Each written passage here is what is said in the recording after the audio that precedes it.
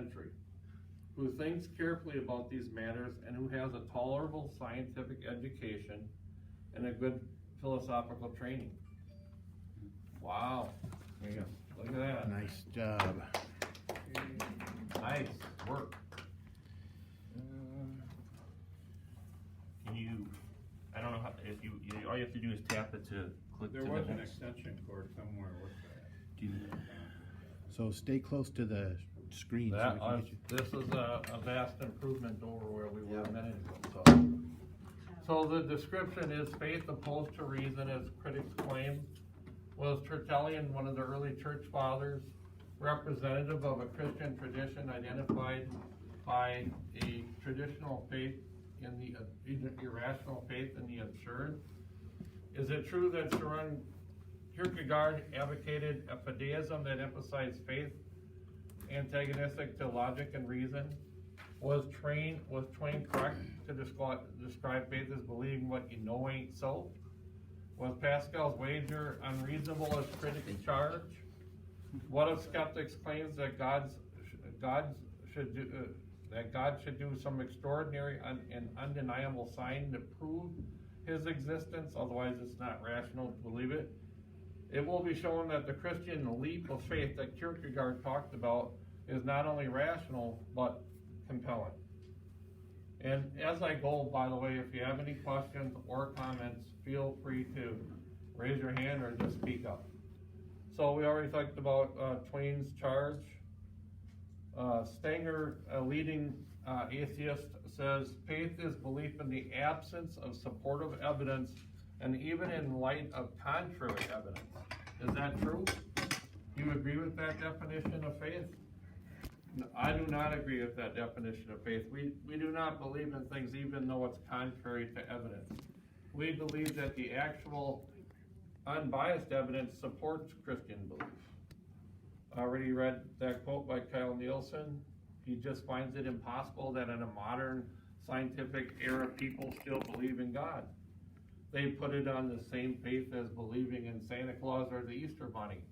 But I'm pretty sure there's a lot more evidence for the idea of God than there is for believing in the Easter Bunny or Santa Claus. All right, we've already peeked at that.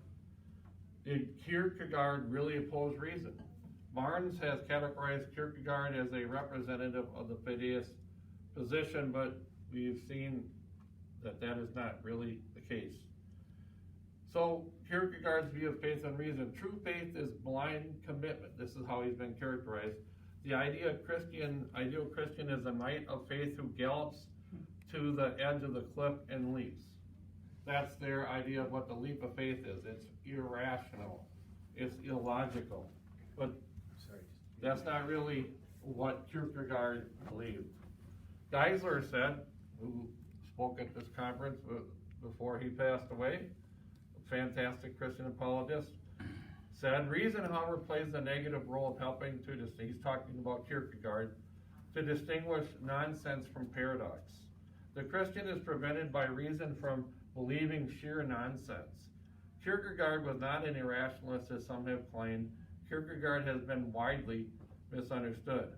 Michael Martin, in his book on atheism, said Adam is careful to note that Kierkegaard was not arguing that historical propositions about Christianity cannot be established with a high degree of probability by objective reasoning. All that Kierkegaard was saying is that there comes an end to that we cannot prove Christianity absolutely 100% certainty. There is an element of faith that is necessary, and God has left it so. So the Christian faith does indeed involve a leap of faith, but it is not a blind leap, but a leap in response to the Word of God, which provides rational basis for that belief. Yes, there is a necessary leap into the abyss, trusting that God is there. The atheist believes that at the conclusion of his earthly life, he will make a leap into the abyss of nothing. But that remains a leap of faith as well. He doesn't really know that. He doesn't know that he's going to end up standing before Jesus to give an account for his life. He's merely making a leap of faith as well. The Reformers talked about three senses of salvation, notitia, a sensus in fiducia. And in the interest of time, I'm just going to go through that quickly. The idea is that there is a content that Christians believe, and it's not just enough to be aware of that content, but we have to agree with it, and then we need to put our faith in it. And that is like an airplane. You can see the airplane, you can believe the airplane exists, you can even agree that it will fly and it will take you there, but there still is a leap of faith in actually getting on the airplane. So Christianity in the mind, in stark contrast to the type of Fideism Jesus taught us to love the Lord with all our heart, soul, and mind. Peter admonished Christians always be prepared to give an answer to everyone who asks to give you the reason that for the hope that you have. Steve? Yes. I just learned recently that in that comment of Jesus, I had never gone back and checked it, that the site is to Deuteronomy, I think 5:6. And I was just taught recently that the words in italics are the words that Jesus added. They're not in Leviticus. Interesting. So when you do the Shema is, you shall love the Lord with all your hearts, with all your soul, with all your strength. And Jesus does that, and then comma, and with all your mind. So he added that. Christ adds for all your mind to the Shema, and I think that's really telling. I thought that was very powerful. Thank you. Very interesting. All right, one of the things that atheists and skeptics have jumped on is a claim that Tertullian, the early church father, believed in Christianity because it was irrational. As Tertullian and the early church father, this is David Eller explaining it, who was an atheist, an early church father stated clearly Christianity is true because it's absurd, because there's no evidence for it and nothing else like it in human experience. And that's just simply twisting what Tertullian said. He was a attorney. He was a lawyer. He was brilliant. He certainly did not disdain the importance of rational arguments in support of Christianity. Rather, Tertullian was playing off the skeptic's accusation that the Christian gospel message was foolish, and rejoicing to be thought a fool for Christ. Now, as I was writing my book here, I prepared for it by reading probably 30 or 35 different books by atheists. And this was a common theme that kept coming up over and over again.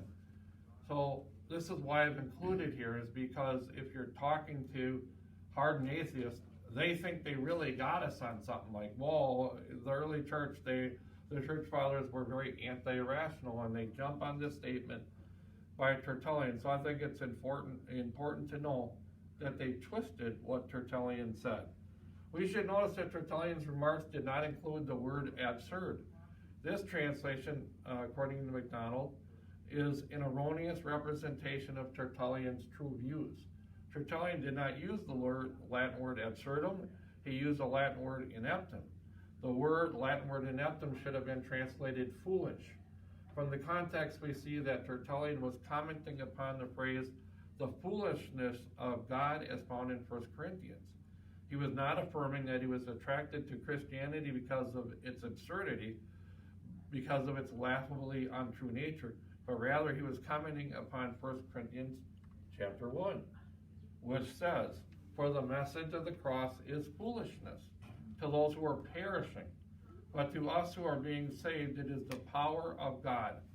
For it is written, I will destroy the wisdom of the wise, the intelligence of the intelligent I will frustrate.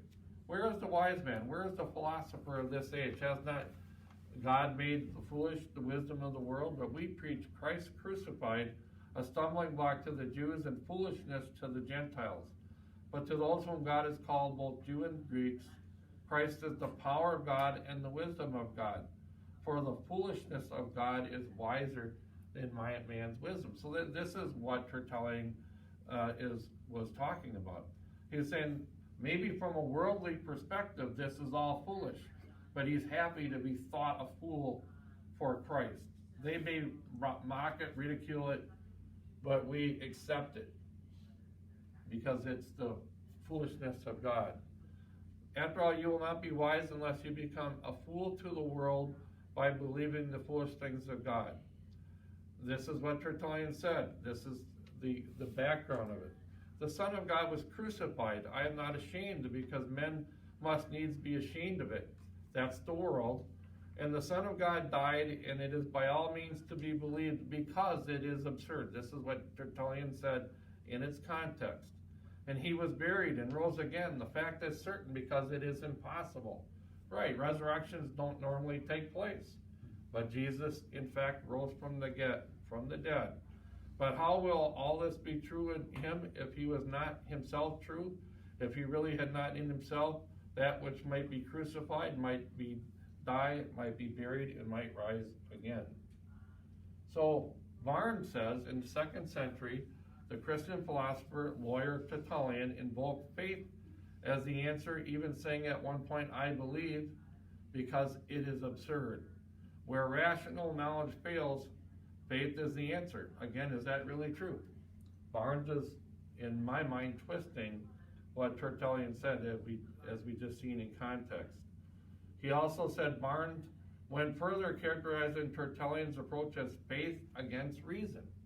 So was Tertullian really being against reason? Or was he merely acknowledging there's a difference between the perspective of the world and the perspective of Christians who can believe in the miraculous, especially as with Jesus? So that's Fideism. I'm going to move to Pascal's wager. As a matter of sheer logic, neither the existence of God nor the reality of the afterlife can be absolutely proven or disproven. That's why we call it faith. This should drive every person to a serious contemplation of their own mortality and the afterward to their book of life. And this is at the heart of Pascal's wager. Pascal's wager is named after the famed French philosopher and mathematician Blaise Pascal. After he passed away, a collection was made of his notes. Some of them were actually found stitched into his coat, and were formed into the book called the Pensies. And Pascal, then here is his wager. Let us then examine the point and say, God is or he is not. But to which side shall we incline? Reason can decide nothing here. A game is being played at the extremity of this infinite distance, where heads or tails will turn up. What will you wager? According to reason, you can do neither the one nor the other. According to reason, you can defend neither of the propositions. Yes, but you must wager. It is not optional. You have to make a decision. You are embarked. Which will you choose then? Let us weigh the gain and the loss in wagering that God is. Let us estimate these two chances. If you gain all. If you lose nothing. Wager then without hesitation that he is, that God is. The end of this discourse now, what harm will befall you in taking this side? You will be faithful, honest, humble, grateful, generous, a sincere friend, truthful. You'll be all those things if you bet on God and follow the Christian way. Certainly you will not have the poisonous pleasures, glory, and luxury, but you will not have the others. So Pascal is saying we're all embarked. We must make a decision. I love how he said, you are embarked. None will avoid the appointment with the angel of death. Now, as Pascal argued, after we die, we will find the truth. If we have bet for God and we were right, we will be most blessed indeed. But if we are wrong, we really have lost very little. We have lived a wonderful Christian life. On the other hand, if we have bet against God and we are right, we have gained very little. However, if we were wrong, we shall be damned for all eternity. So that's Pascal's wager. Endeavor then to convince yourself. So he suggested that one struggling with faith should give it a chance to take root. So he said, endeavor then to convince yourself not by the increase of proofs of God, but by the abatement of your passions. You would like to attain faith and do not know the way. You would like to cure yourself of unbelief and ask a remedy for it. Learn of those who have been bound like you and now stake all their possessions. There have been many in the history of Christianity who were once enemies of the faith and have become believers. Follow their examples. Follow the way by which they began, by acting as if they believed. What have you to lose? So you see, he's saying, give it a chance. Don't be so set against it that you're not willing and open to find out, hey, that maybe there really is a God. But the atheists respond, but can you make yourself believe what you don't? Is that what he's saying? Is that what Pascal's advising? Well, some stumble over that in advice, endeavoring then to convince yourself. Dawkins, for instance, said, but none of that can make me actually believe if I don't. Pascal's wager could only ever be an argument for feigning belief in God. So he's saying, I can't just pretend that I can't make myself believe. That's his argument. Karl Van Doren said it like this: an honest unbeliever can no more make himself believe against his reason than he can make himself free of the pull of gravitation. But it seems almost certain that that's not what Pascal was advising. Michael Martin said, as many scholars have pointed out, Pascal was not so naive as to suppose that one could delude themselves into God belief. However, he did think that belief could be developed by acting in certain religious ways, by giving it a chance. I take Pascal to be challenging those struggling with ultimate issues to give faith a real chance. Setting aside their usual customary objections, they could begin perhaps by reading the Bible, not as a critic, but as one open to hear from God. Just set aside all that critical stuff and just read it. Give it a chance. They could humbly consider the possibility that there just might be a being greater than themselves. They could visit a church. They could pray, sincerely asking God to reveal himself to them. As Pascal said, what have you got to lose? And I know I've read a lot of testimonies through the years of people who said, they said a prayer of something like, God, I don't know if you exist. I don't know if you're real. In fact, that's how I was saved. But I was told about Jesus, and I said, I don't know if you're real, but if you are real, I want to give my life to you. I want to be saved. And I was saved. I was born again, and at 15 years old, it made a difference. And I just encourage people who are struggling to give it a chance, to humble themselves with the possibility that it could be real. C.S. Rod made reference to an experience of Studdert Kennedy. He experienced the darkest side of life in the trenches during the First World War. In one of his poems, he says, how do I know that God is good?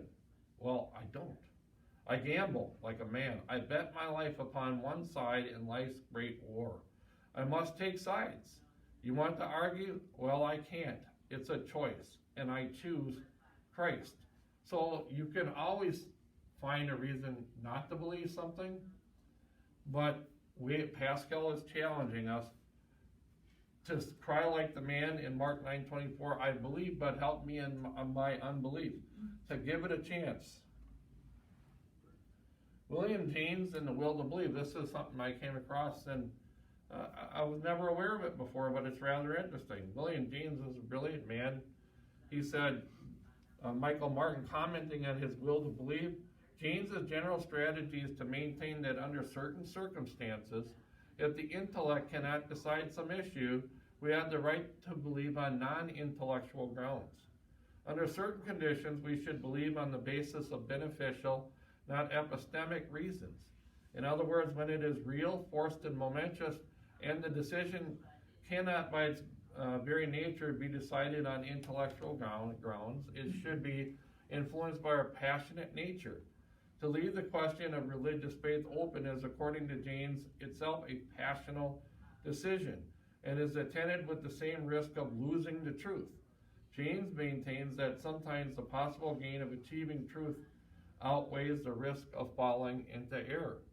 So like Pascal said, we're all embarked. We're all alive in this world, and none of us really knows with absolute certainty whether God exists or doesn't exist. But we're all also going to die, and we're all going to go to that journey into the afterlife and not know what that journey is or isn't. And so William James is saying, since there is this point where we're not certain that it is rational to take a chance that there just might be a God and there might be an afterlife, there's nothing wrong with that, because in fact we do that in a lot of things. We call it solipsism. There's a lot of things, and that's another whole chapter in my book, but there's a lot of things that we believe without absolute certainty. And so James is saying it's reasonable, even short of absolute certainty, to take a risk and to investigate and consider the possibility that there is an afterlife and there is a God. It's interesting, Pasman even talked about the experimental faith for an atheist. And I thought, well, this is kind of interesting. I never heard this before. If Pasman's thesis is correct, perhaps a person who does not believe in God, but who nevertheless hopes that God exists. So like, he's trying to be intellectually honest. He kind of hopes that God exists, but he's not convinced absolutely by the evidence. But he would like to believe. That's the kind of person he's talking about. To have faith in God, he says, is not necessary to believe that God exists. Rather interesting. Faith in God can be what he called experimental faith. Such a faith is open to new evidence that would confirm or disconfirm the hypothesis on which the hope is based. And the bottom line there is, he's saying, kind of give it a chance. Be open.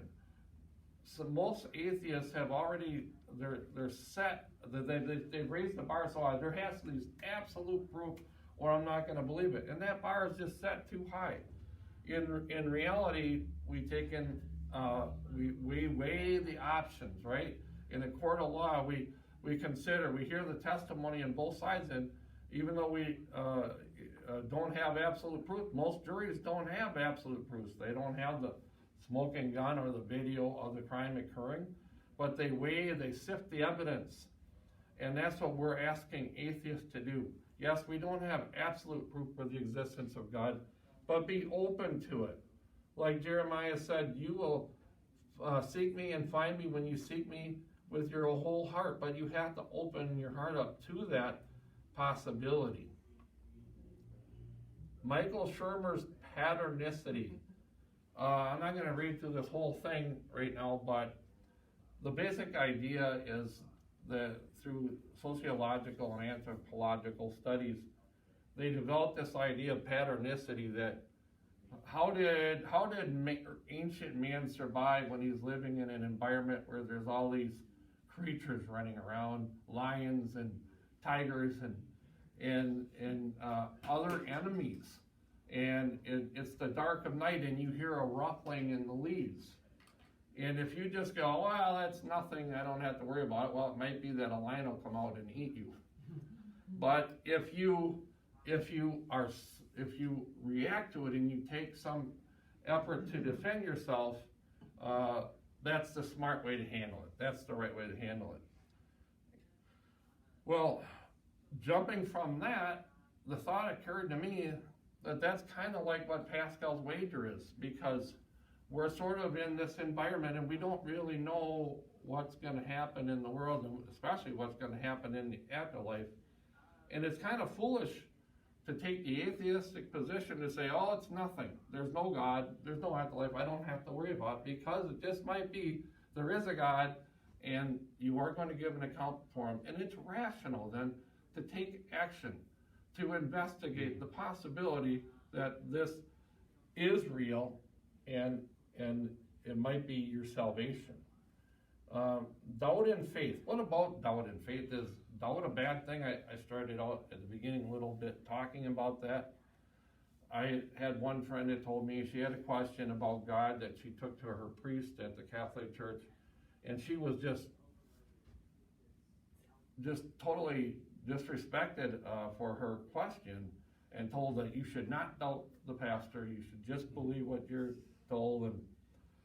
And I hope that that's not the approach that we take in our churches, in our evangelical Christian churches, that we listen to, that we hear the questions, because the questions are out there. I mean, we've been believing for 2,000 years, and Christianity has withstood 2,000 years of people's questions, and it can handle it. God can handle it. C.S. Dodd related, indeed, doubting may be the first step in gaining a personal faith for ourselves, a faith that we can hold with a clear conscience. So doubting isn't a bad thing in itself.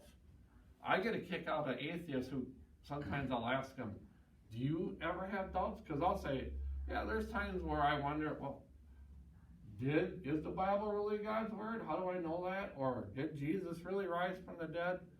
And then I'll go back and I'll study the reasons why we believe that. Do you as an atheist ever doubt? Do you ever have little moments where you go, maybe there is a God? What if there is a God? And they always say no. I never have any doubts. And I don't believe them. I simply don't believe them. It's not normal. I think it's a normal thing for us when we have beliefs to have doubts and to investigate. And when we investigate, we find out even more. And I probably every 5 or 6 years I'll read another new book on the resurrection of Christ, and I'll say, wow, the evidence really is powerful, and it reinvigorates your faith. What we believe as Christians is powerful, and so it's okay to have doubts. It's okay for people to ask doubts because and questions about the resurrection or Christ's deed or whatever. Those are all good because we have really good answers for them. Hey, Steve. Yes. You've mentioned, and maybe along, people talking about extraordinary evidence. Yeah. And a couple things that go through my mind when thinking about that is, number one, in Psalms it says the heavens and nature declares the glory of God. And in Romans 1 it talks about, and I think 2 also, where it says, they'll stand before God without an excuse. And I think it's also in Corinthians where it talks about, man's conscience has been seared, and so I think they have the extraordinary evidence. Maybe it was younger, and they believed in God, and then but that extraordinary evidence they have it. They've just denied it. Yeah, that's just where we're going to right now, so we'll look right into it. Thank you. So why doesn't God provide undeniable proofs for his existence? D'Souza explained Russell's view that God hasn't provided sufficient evidence. Philosopher Bertrand Russell was once asked, what would he say if he discovered after death that there's an afterlife? Russell pompously said he would tell God, sir, you did not give me enough evidence. Well, that's pretty bold to say that. But sometimes they will ask, well, why doesn't God just write his name in the sky or something like that? Some refer to the absence of this total absolute proof of God's existence as divine hiddenness or divine silence. They want an explanation as to why God doesn't simply make his existence undeniable. So this is the divine hiddenness of God. And so Walters said, some atheists argue against God's existence on the grounds of divine hiddenness. If God really existed, surely God would make his existence more apparent. Richard Dawkins said if he existed and chose to reveal it, God himself could clinch the argument noisily and unequivocally in his favor. Vincent Bugliosi in his Divinity of Doubt. By the way, I really enjoyed his book, Vincent Bugliosi. I don't know if I'm pronouncing his name. He was an attorney in the OJ trial. But I really liked his balanced, honest way of looking at things, even though we didn't come to the same conclusion. But he said, so why not give these millions proof that they will accept and cannot deny, such as appearing to us in the sky? Since it would be so easy for him to do, why not? They have no answer to this because there is no answer. And I don't agree with that. Yes? Stop me if you're going to say what I'm going to say next, but my mind explodes with this. The thing I think of is the people of Israel, when they, when the Jews, when they were in Egypt and they came out, they saw the 10 plagues, they saw the parting of the sea, and what did they do on the other side? Oh, this calf. I put the gold in there, and this calf came out, and this is the God that brought you out. You talk about proof. They had proof coming out of their ears, and they turned on God, and these ding-dongs think that they can get proof. Well, anyhow, I'll stop. Amen to that, yeah. Yes? Yeah, my question is always, well, what kind of proof would you like? Like maybe someone dead and coming alive? Yeah. We have eyewitnesses, even hostile eyewitnesses. Absolutely, yep, hostile witnesses, like the guard saying that the tomb was empty. Yes, My favorite is the, because of course now we all hear the words trust the science. Yeah. My favorite is the discovery by an atheist molecular biologist that the DNA molecule can't form by random chance. I mean, it's clearly established now for quite a long time. And so it was so great if you watch Expelled by Ben Stein, his documentary on intelligent design. When he interviews Richard Dawkins, at the end, he gets Richard Dawkins to share the atheist response to the scientific discovery that the DNA molecule can't form by random chance. And the atheist response is alien DNA seeding. And my students, I've got confirmation students 12 years old who will look at me and say, doesn't that just move the problem to a different planet? that's all it's doing, it's just moving it one step And further down so, the road. you know, we want evidence. Okay, well, the DNA molecule can't be formed by random chance, scientifically established. Well, we don't want that kind of evidence. Okay, we don't want legal testimony regarding the resurrection. We want scientific evidence. Okay, well, the DNA molecule can't form by random chance. Well, no, not that kind of evidence. Thank you, exactly. It's totally, the evidence is just piling up, and so one of the most famous atheists of the past century became a Christian, or not a Christian, but at least a believer in God toward the end of his life. And his name is escaping me right now. Anthony Flew. Why I became a God believer, or something like that. Well, divine hiddenness, Carl Sagan, our wonderful leader, he said God could have engraved the 10 Commandments on the moon. Large, 10-kilometer across per commandment, or why not a 100-kilometer crucifix in Earth's orbit?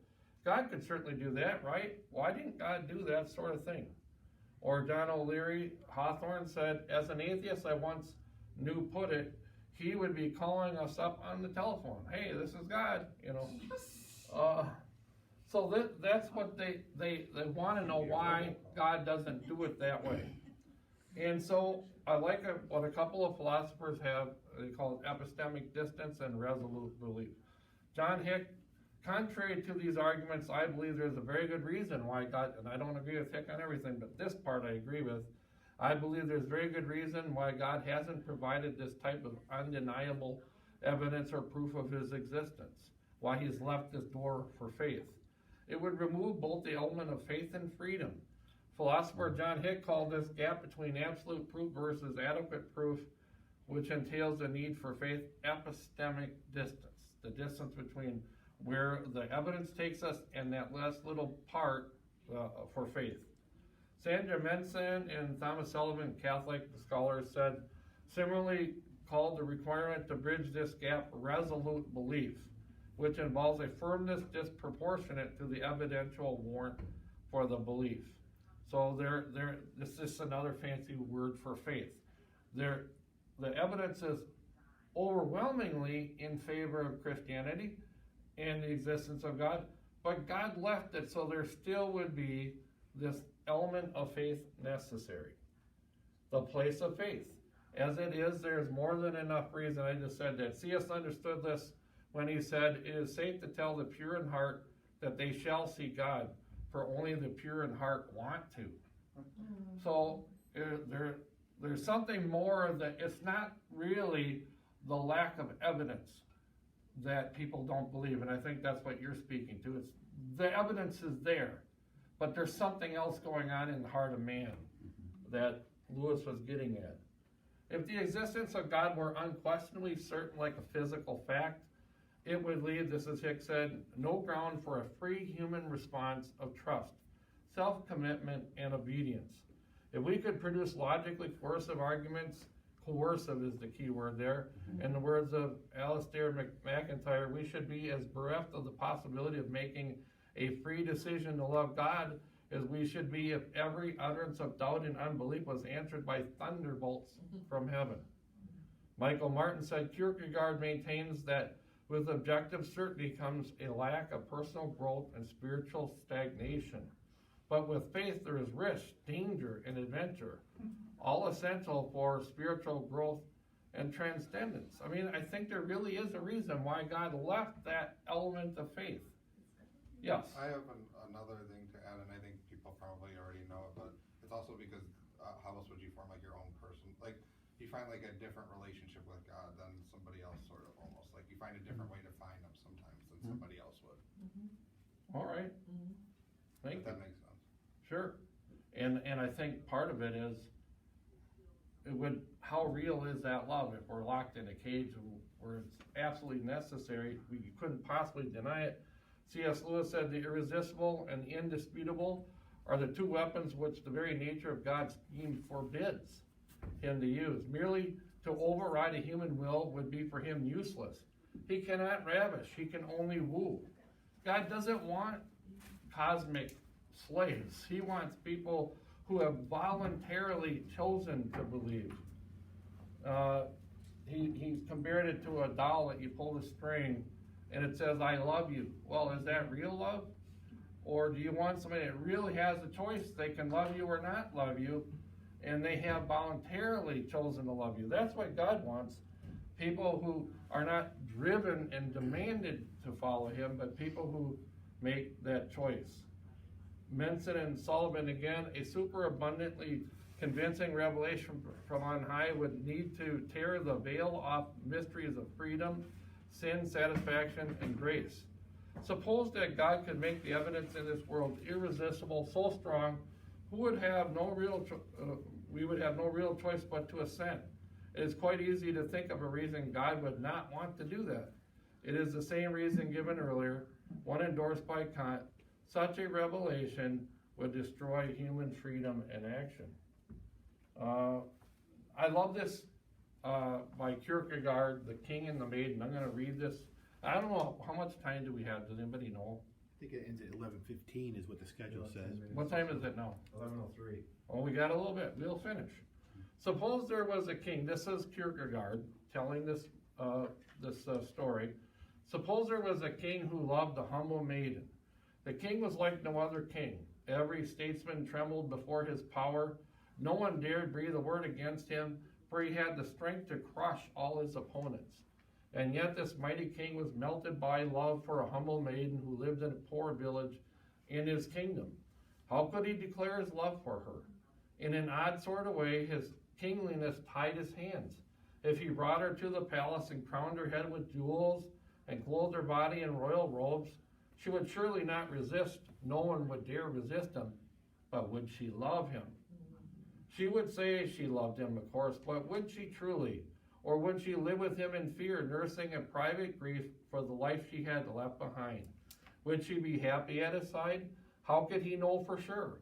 If he rode to her forest cottage in his royal carriage with an armed escort waving bright banners, that too would overwhelm her.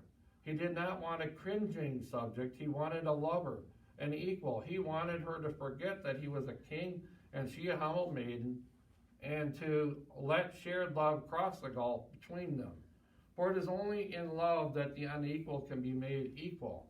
The king, convinced he could not elevate the maiden without crushing her freedom, resolved to descend to her. Clothed as a beggar, he approached her cottage with a worn-out cloak fluttering loose about him. This was not just a disguise. The king took on a totally new identity.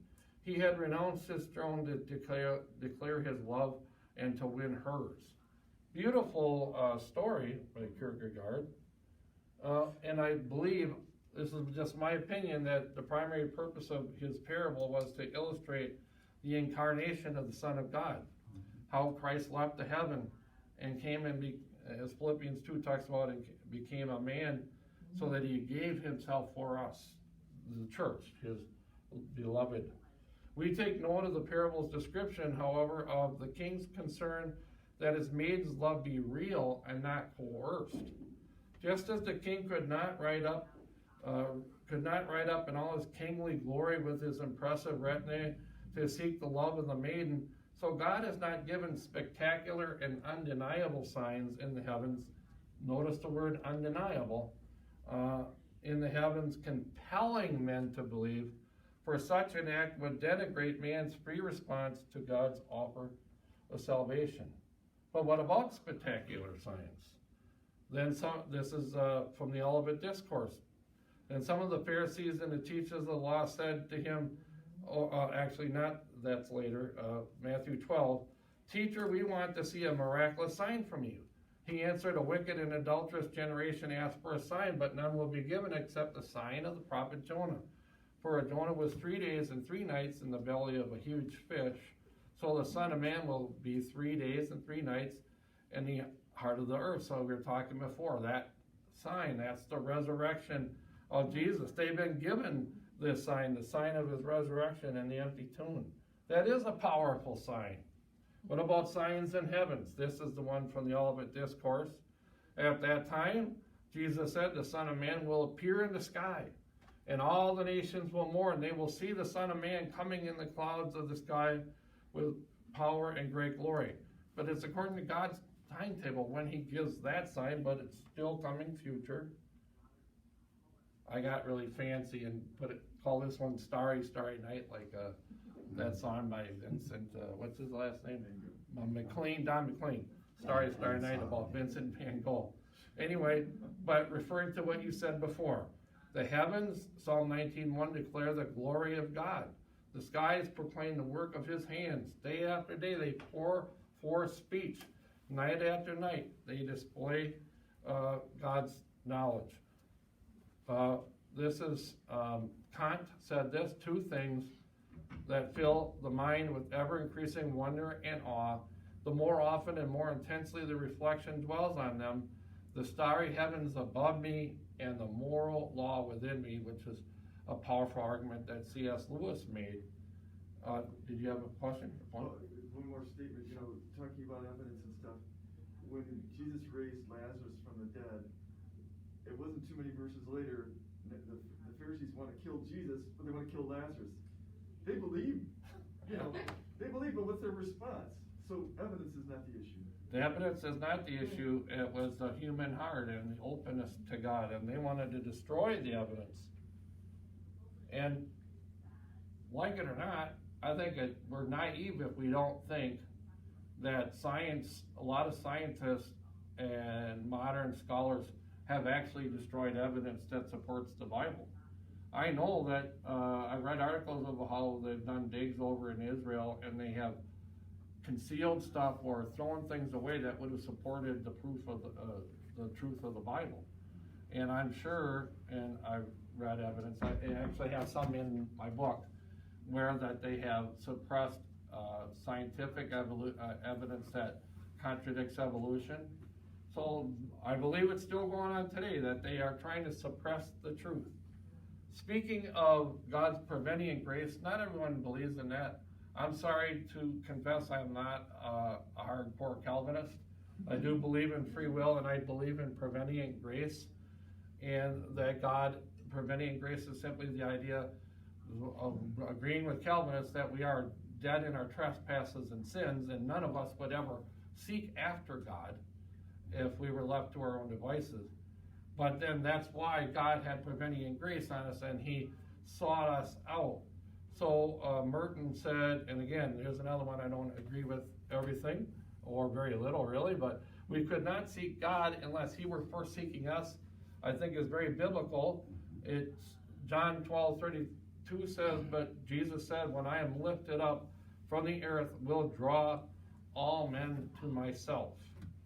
And so I do believe that God wants all men to be saved. 2 Peter, 1 Timothy, God wants all men to be saved and have a knowledge of him, a relationship with him. And I love the famous quote from Francis Thompson about the hound of heaven. I fled him down the nights and down the days. I fled him down the arches of the years. I fled him down the labyrinth ways of my own mind. And in the midst of my tears, I hid from him. God is seeking after us. For the Son of Man came to seek and to save what was lost. Luke 19:10. So we come to Kierkegaard's leap of faith. This is what critics jump on. Oh, this is irrational. But is it? Kierkegaard said that we become Christians, that we move into the religious sphere from the ethical by a leap of faith. And he put it, reflection can be halted only by a leap. When the subject does not put an end to his reflection, he is made infinite in reflection. He does not arrive at a decision. Whether we are deciding to become Christians or to get married or anything else, we finally must put reflection aside and make our decision. Here I think Kierkegaard, just as Elmer Duncan explaining it, can be defended. He did not say that reasons cannot be given for a choice. The young girl asks for reasons and should have them before she decides to marry. But in the very nature of the case, she can never know all the facts. She must decide on less than complete evidence, and so we must, the Christians. If we wait for complete knowledge, we shall never decide. And so we shouldn't expect that we're ever going to, there's going to be one book after another book. You know, Solomon said, to the making of many books, there's no end.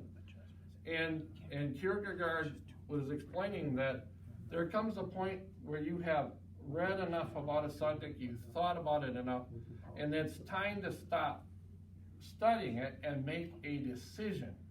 And he compared it to marriage. When we all get married, none of us knows for sure that the person we're choosing is going to be that perfect lifelong mate. We are rational about the process, hopefully, and we get to know the person. That's why we don't want people to get married after they met 2 weeks ago. And I've actually had people come and ask me to marry them after they've been dating for two or 3 weeks. I was like, please, give it a little time. Get to know this person, you know. But there comes a time where all of us say, I feel like I do know this person, and now I'm making this decision. I'm going to say yes. And it is rational for us, not knowing everything about everything in philosophy and science and faith, but to say, yes, I studied enough, and it is rational. There's powerful evidence to believe in God, and so I am going to say, yes, I'm going to make that leap.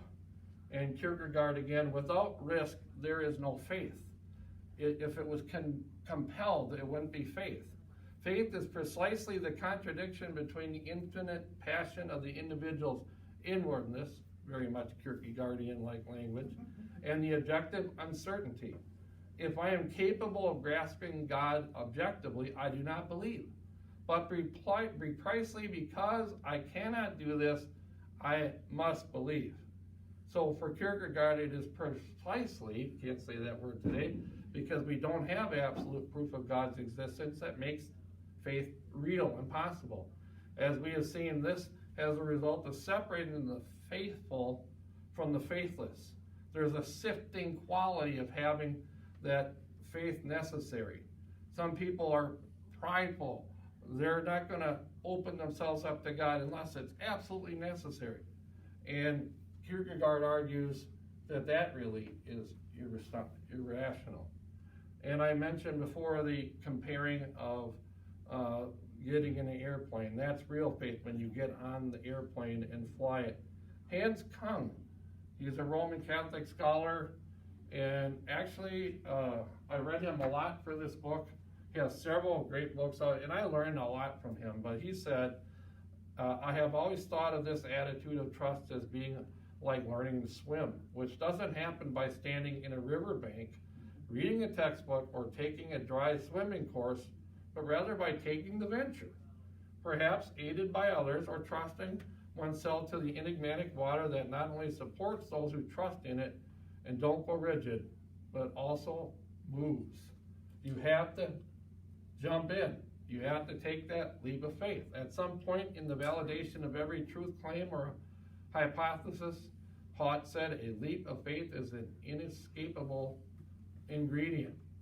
The life of faith is one in which there's no knowing without going.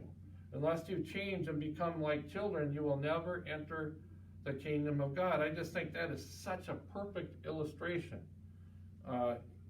MacDonald said, he can be revealed only to the child, perfectly to the pure child only.